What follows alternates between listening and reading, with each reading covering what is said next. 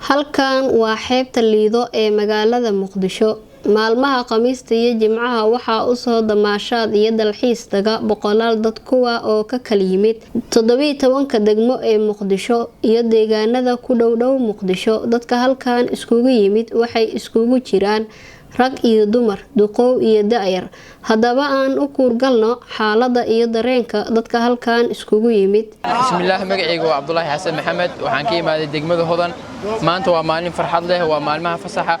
Waxaan u imaaday xeebta Lido inaan ku damaashaado, aan ku qaato waqtigeyga maalmaha farxadda leh.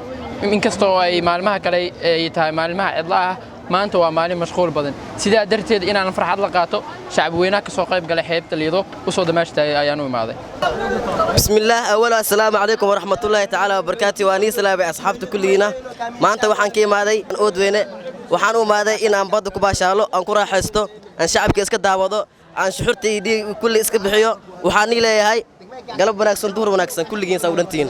Maan jimcaha bad waxa u imaaday inaan ku baashaalo damaashaad oo weyn inaan ku baashaalo u imaaday oo shacabweena inaan iska daawado markasta yaa wada jirna waxa ugu soo baxay inaan badda jimco walba inaan imaado oo baashaalo oo ku damaashaado oo farxad iyo shux inaan iga baxa aan u imaaday badi markasta magaalada Afgooya ka imaaday ilaahay kuma darnaaday inaad damaashaado badda Lido u imaadeen kaligeey wala 5 qofood ay la socto kasakow dadka halkan u soo dalxiis tagay waxaa kale oo jiro dhalinyaro maalmaha ka shaqeysta xeebta kuwa oo qaarkood ku shaqeysta xirfadda sawir qaadida.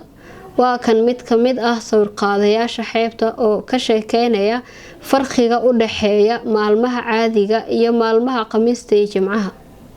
magacayga Maxamed Carabi oo ku magac dheer AJ photograph wallahi xeebta Lido waxyaalo badan ayaa ku kulmana hadii dhinaca shaqada ay tahay mar walbo qofka maanta oo dhistay waxay leedahay sawirad saas waa qarqac waxaan leeyahay waxyaalo badan oo dib u keenayo la kulmana insha Allah laakiin maalmaha Jimcaha maanta Khamiista okay